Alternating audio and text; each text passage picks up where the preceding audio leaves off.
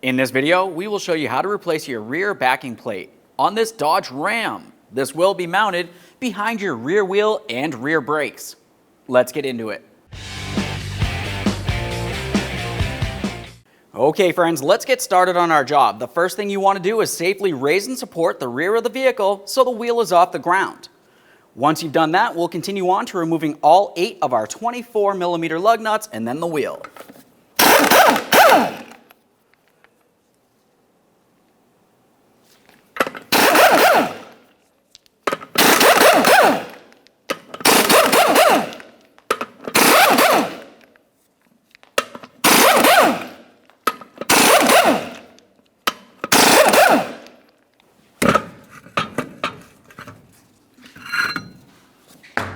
Now that we have the wheel off of there, the next thing we want to pay attention to is our caliper. We will be removing this, so before you do, you want to make your way into each of these 2 areas and carefully push back the caliper pistons. We'll do that using a small pry bar.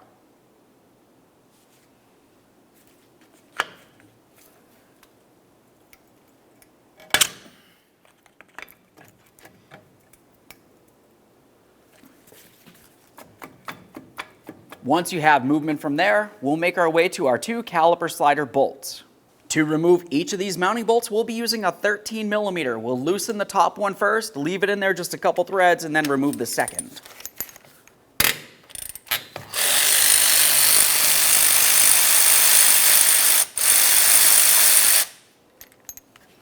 There's that first one.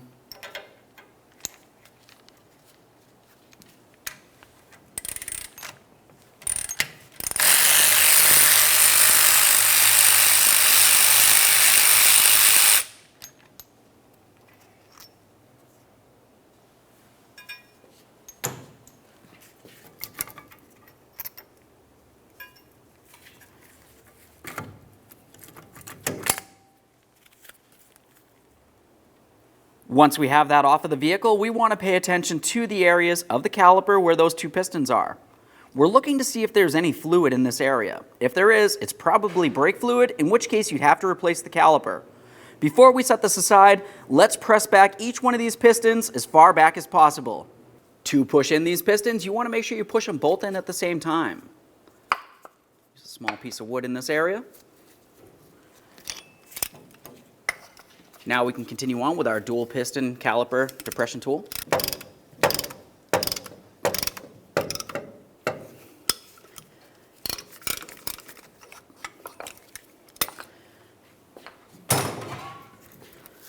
Double check those pistons for fluid. These look great. We can set this aside for now. Now we can remove the pads from the area. Whenever I remove these, I always like to give them a close inspection. If it looks like they're worn at an angle, that would tell you that you're having an issue with either the pistons or the sliders on the caliper itself.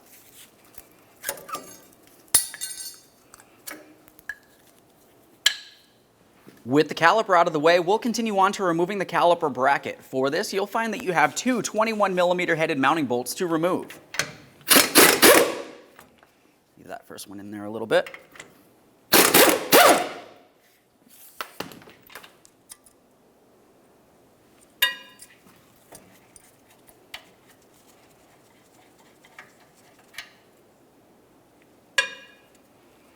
Remove the bracket, we'll give it a quick inspection, and we can set this aside. Now we can remove our brake rotor. We'll take hold of this, give it a little wiggle, and pull it off.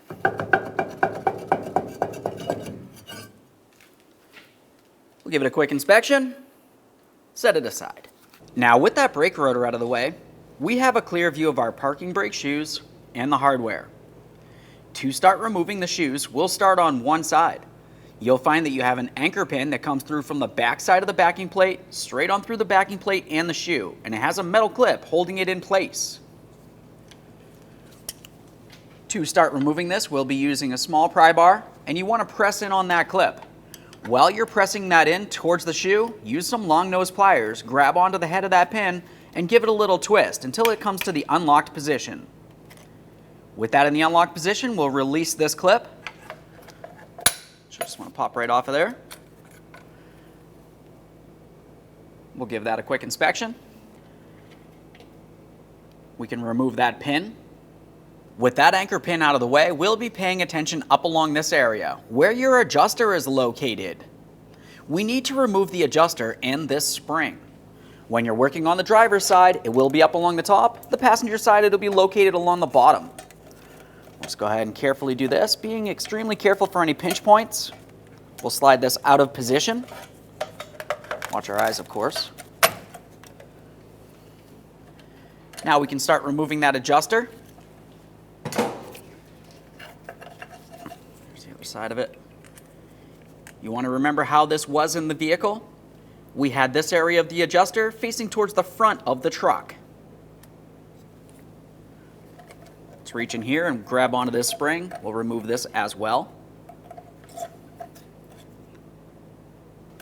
Now we can take hold of this shoe. We'll be paying attention down along the bottom as we do so. We want to pull this out of place and then remove the spring.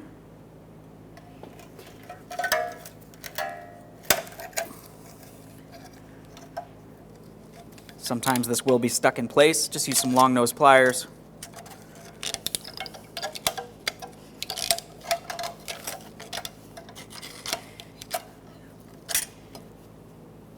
Let's start removing the other shoe. We'll use a long pry bar to remove the clip, and then some long pliers to remove the pin. Now we can take hold of this, give it a wiggle, and pull it out of here.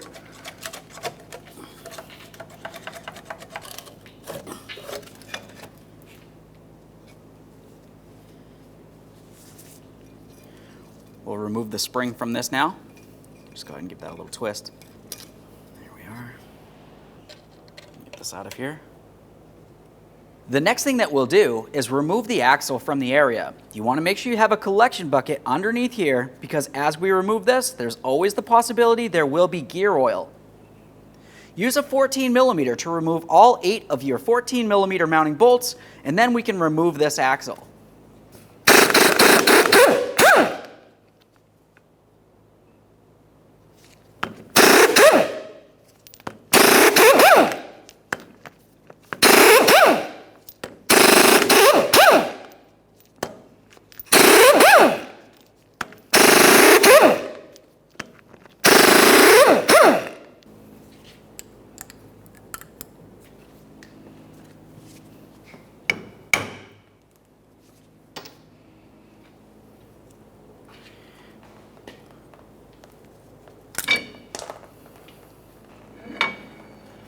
Now we can slide out the axle. We'll give it a quick inspection as we do so, and we can set this aside.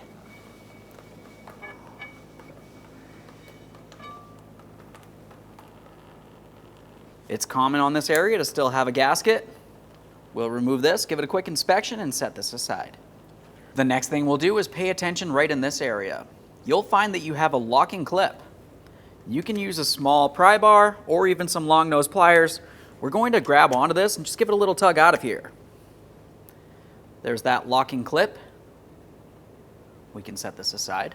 Now with the lock out of there, we'll be continuing on with a 2.5-inch socket to remove this nut.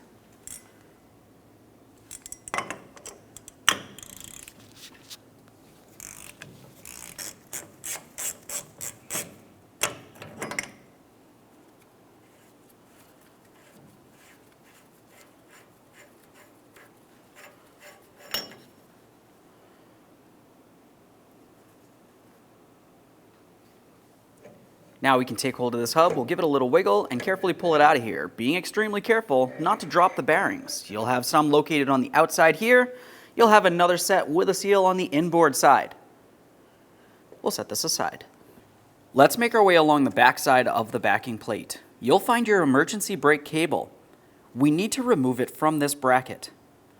To remove it from the bracket, you want to pay attention in this area. You'll have a spot that has 3 little ears that hold the cable into this bracket. To remove it, we'll be using a parking brake cable removal tool and a pry bar. As for the pry bar, we're just going to push the spring out of the way so we can put in our emergency brake tool. This tool will squeeze in on those 3 ears at the same time. Now we can take hold of that cable, we'll give it a little wiggle and start pulling it away, and then we'll slide it out through this slot.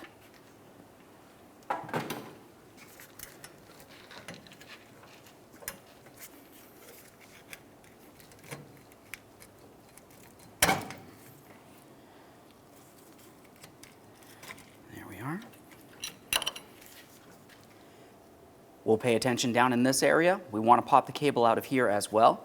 To do that, you can just bring it down at an angle and slip it right out. We'll give this a close inspection, and we can set this aside. Moving our way along the outside here again, we'll be removing the parking brake actuator. For this, we'll just take hold of it and pull it right out of here. Now what we want is this to be able to move around. If it's rusted and rotted like this one, you're going to have to free it up. This can easily be done in a vise, and you just want to give it a couple taps using some penetrant as well. Along the back side again, we will be looking for 4 24mm mounting nuts. You'll have 2 along the rear and then 2 along the front, pretty much in the same area.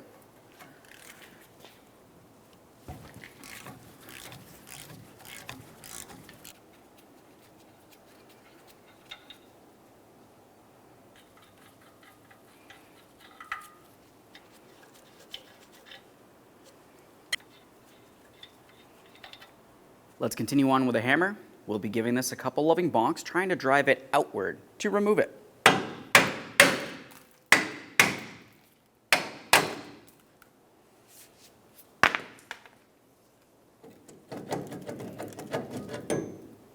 Let's get this over to the bench. Over on the bench, what we need to do is drive out each of these 4 studs. The process will be the same exact thing. We want to make sure that we have some support behind the bracket to hold it. But you also want to make sure that there's an area for that stud to drop down and through.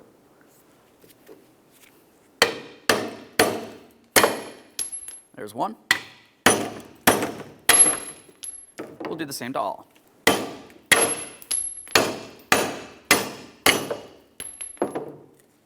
Now we can start separating the backing plate from the bracket. You can use a small pry bar for this. Commonly it will be stuck in place.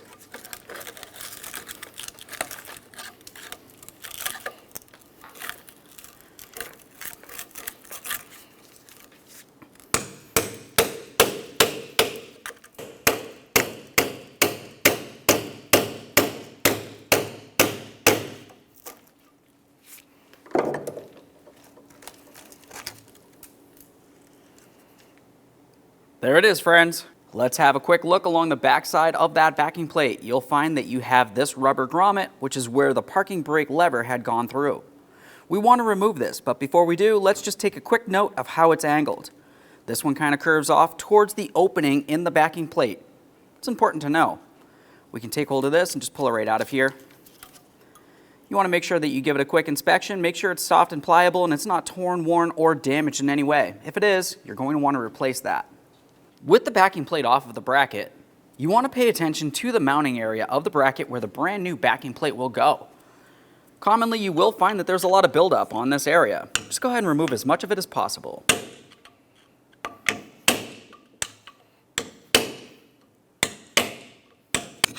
We'll also try to get in the center area. Now that we have the forward side cleaned up as much as possible, we'll be paying attention to the back side. This area is the spot that will be up against the differential, so it's imperative that it's nice and clean. On the bracket, you also have the 4 holes for each one of those studs to go through. Let's make sure those are nice and clean. Use a bore brush for this.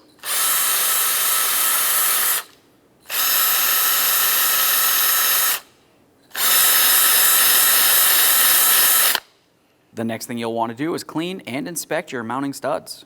All right, let's get ready to install that brand new backing plate. Before we do so, let's make sure that we install this rubber boot. We'll bring it right in through this lower slot here. When you bring it in, you want to make sure that you have it sitting in the proper slot. Just go ahead and tug that right through. If you need to use a small pick or screwdriver to get it in place, you can do so. I'll just be using my fingers here.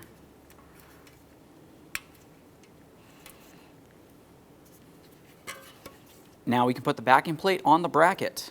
We want to make sure that we have the boot going through this slot right here. Bring this into position. Along the back side, I'll just take hold of that boot, slide it in as I continue. We're going to have to adjust this a little bit. There we are. Now the next thing we'll do is align all 4 of our mounting stud holes. Start in the mounting stud, and then we'll give them a couple loving bonks to drive the splined area into the bracket. that stud right in there. Now before I drive this one all the way in, I'll start in all the others.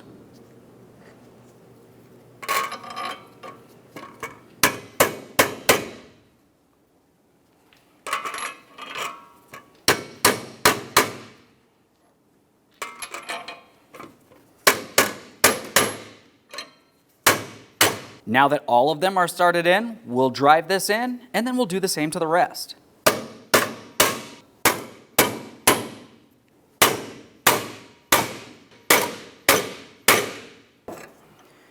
Now we can get back over to the vehicle. Back over at the truck, before we put that backing plate assembly back in place, we want to pay attention to the area where it will mount. You can see on mine, I have a whole bunch of rust and debris in this area. We'll make sure we clean this up so the backing plate and bracket will sit flush.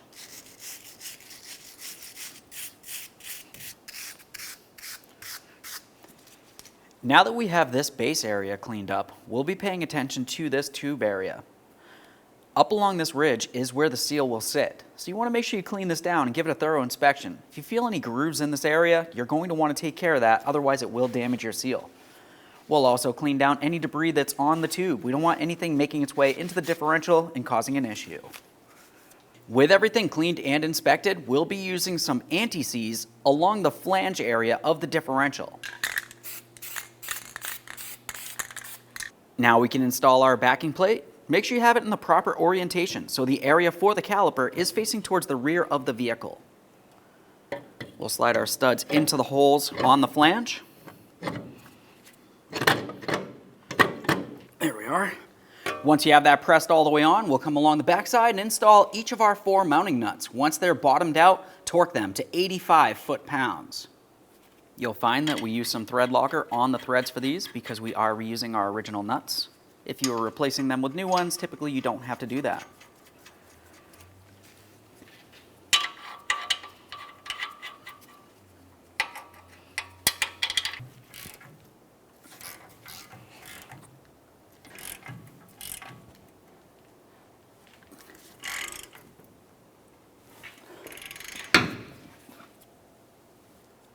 Now that they're all snug, we'll torque them.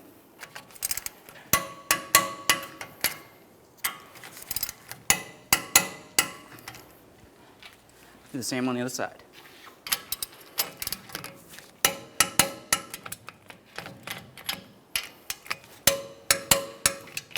The next thing we'll do is pay attention to that actuator. This should be able to move freely. It has a little hinge point right in this center area. If yours is rusted like ours and stuck, you're going to want to put it in a vise, use some penetrant, and work this back and forth until it is freed up. There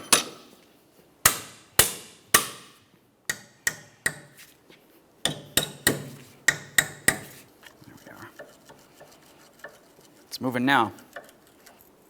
Now that we have this moving, we'll bring it to the wire wheel, clean it up as much as possible, and then we'll make sure that we lubricate it.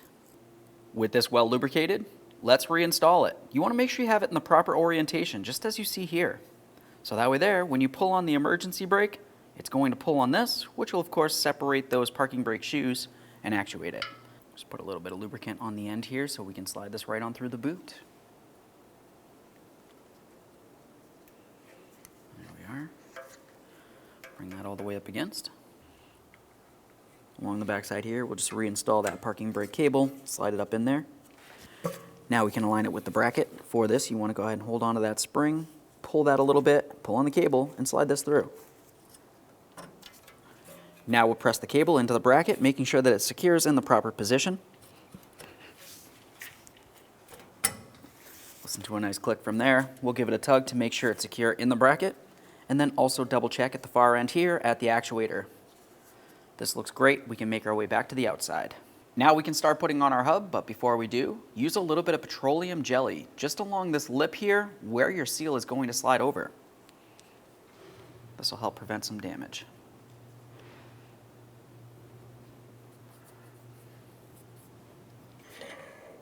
Now we can start sliding our hub into position. We want to be careful not to lose this outer bearing.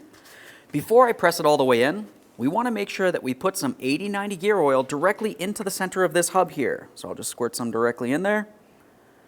We still have our collection bucket under. Now we'll press this into the proper position. We can install our 2.5-inch nut. We'll start this on by hand. Now we can bottom this out, and then we'll torque it to 140 foot-pounds. As we're tightening this, you want to make sure that you're spinning the hub so it's not going to bind in any way.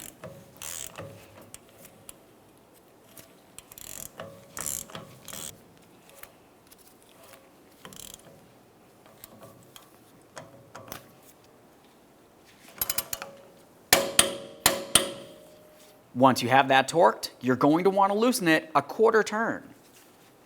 We'll start right about here. At this point, we should have a little bit of movement in and out. That feels pretty good. Now we'll continue on with our lock. We want to make sure that we have those 2 ears facing out and away from the axle port.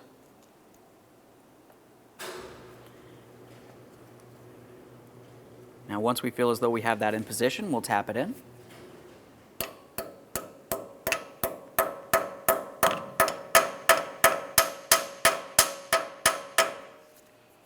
Just make sure it's nice and flush here. Now we can get ready to install our axle. We'll take our gasket and slide it right on over the shaft. Now we can slide this right on into that differential. You might find that you have to spin it a little bit to get the splines to line up with the inside of the differential.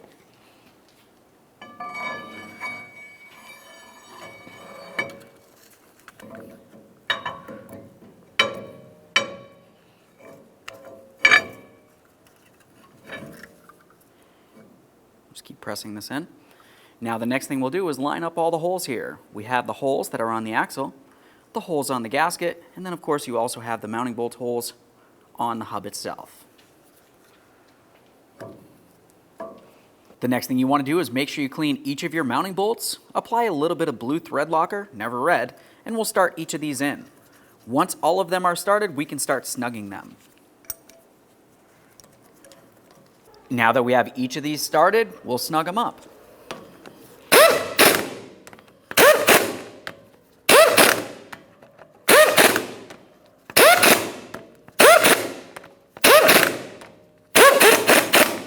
We are replacing our emergency brake hardware, but what you would want to do would be to take yours apart and make sure you clean it and lubricate the threaded area.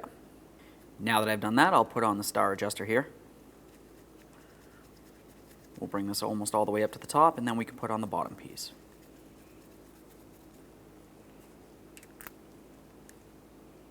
Let's set this aside. Let's continue on with our lubricant here. You'll find on your backing plate you have several raised areas. We'll be lubricating those because that is where the shoe will sit. This is going to help with vibration dampening and noise reduction. We'll also make sure we get down inside this area, once again, where the shoe is going to sit up against, and along the forward side. Now we can prepare to put on our emergency brake shoes with the hardware. We'll be starting with this spring right here. For this, we want to take it and put it right on through that bottom slot on the shoe. It should be in this position. Now with the spring on there, let's take this shoe. We'll be putting it into place and putting in our anchor. We have our anchor pin. That's going to come through the backing plate hole and then through the hole in the shoe.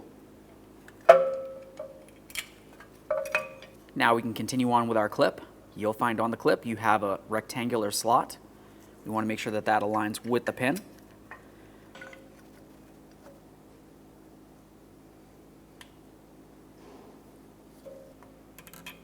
Take hold of that pin. We'll give this a little spin.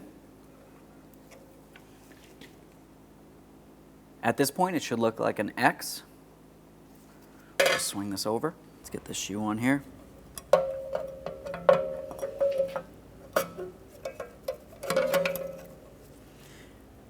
Now we'll bring the shoe up and around this area. This part can be a little bit difficult. Be careful for any pinch points. We'll swing that actuator down.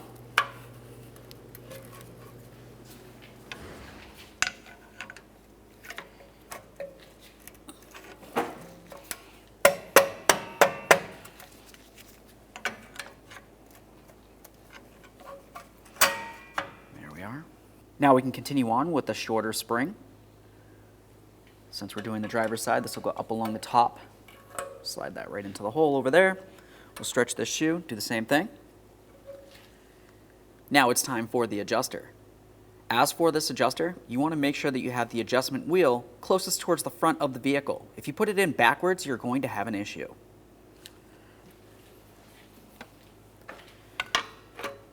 At this point, I'll be taking a pry bar. I'm going to gently start separating the shoes so I can slide this into place.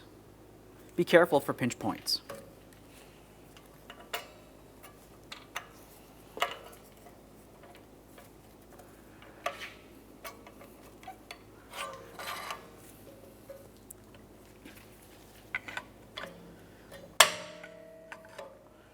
Just make sure it's seated properly. That side's too low. There we go. Double check to make sure it's completely in there. Now we can continue on to our final anchor point.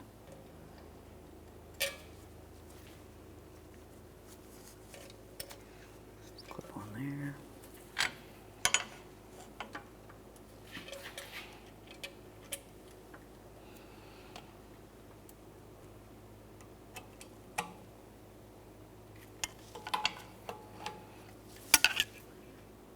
Confirm it's seated properly. Let's move along to cleaning up the hub mating surface. For this, we'll use some parts cleaner and a little wire brush.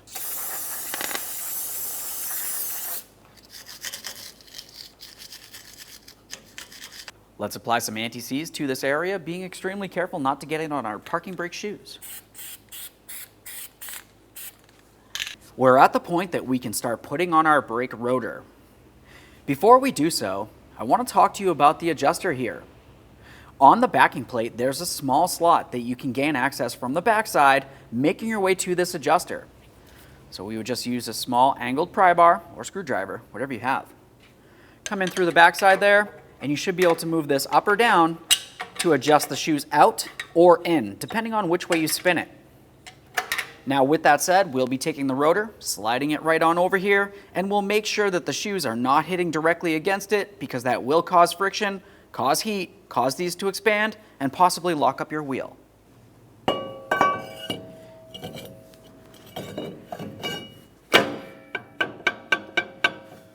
So at this point, I can spin this fairly freely. Obviously, I can't turn the axle because the vehicle is in park. But what I would want to do is make my way along the backside there. I'm going to make an adjustment with that cog until I feel just a tiny bit of drag on this, a little bit of resistance.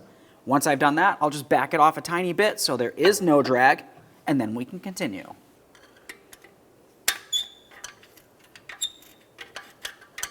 Once you've made your adjustment, make sure you put on your protective cover. This should just slide right into this hole here. Once you feel as though you have it in the proper position, you can also use your small pry bar. Just go ahead and press it in all the way.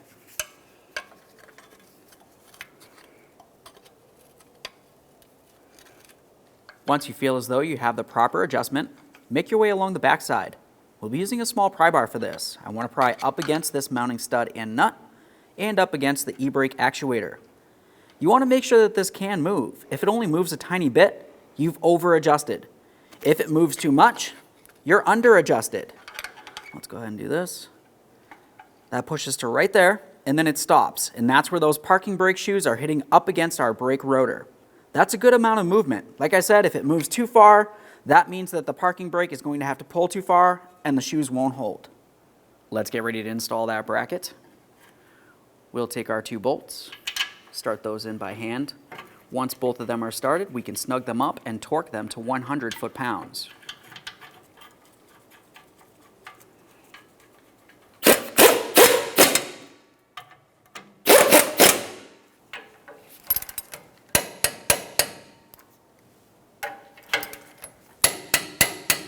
Now we can install our brake pads. You'll find that the inboard pad will have the wear indicator. We want that facing down. Take this and slide it right in position here. The outboard pad's a little bit more difficult to slide in because it has this area. We're going to have to come in at a sharp angle. Once you're into that area, you can go ahead and press it in. Confirm that the pads can move around in this area.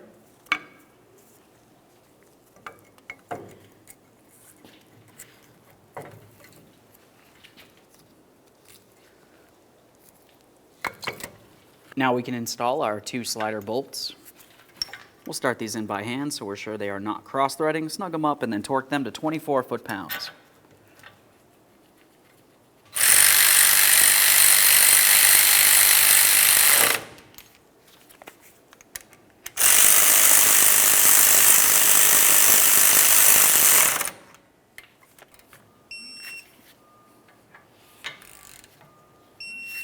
Confirm that you definitely torqued everything along the way, and double check that flex hose to make sure it's not twisted in any way.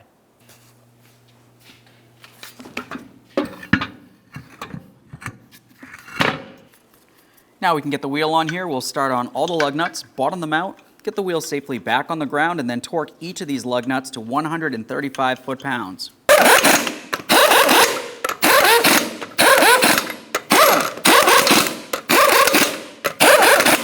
Now that the wheel's safely on the ground, we'll torque these in a crisscross manner.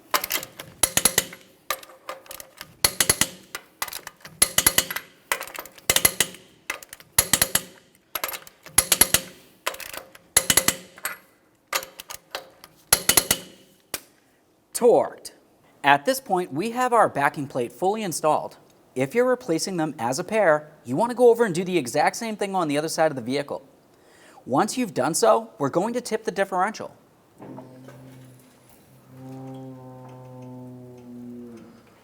Now with the differential tipped downward towards the driver's side, it's going to allow fluid to come through from the differential, down the tube of the differential, all the way down to where those bearings are located, which we had pre-lubricated.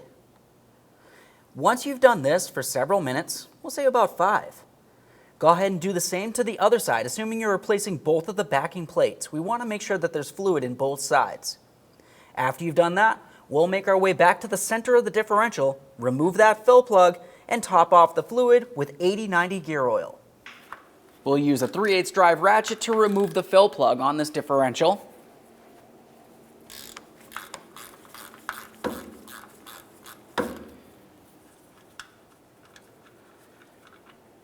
Make sure we have a collection bucket under this area.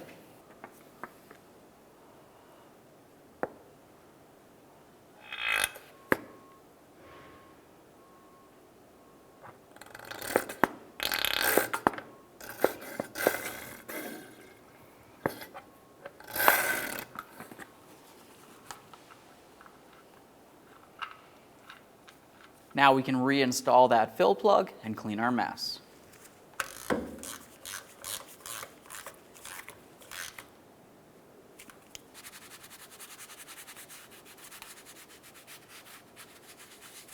Okay, we fully installed our backing plate. Make your way out from under the vehicle, hop in the passenger compartment, and pump up that brake pedal till it's nice and firm. Start up the vehicle, put it in drive, and make sure that the emergency brake is functioning properly. After that, you can take it for a road test and make sure you don't hear any funny noises. Thanks for watching. When only the best will do, demand TRQ. The only company that lets you view before you do. TRQ is committed to offering the highest quality aftermarket auto parts that are engineered for peace of mind. Thanks for using and viewing with TRQ.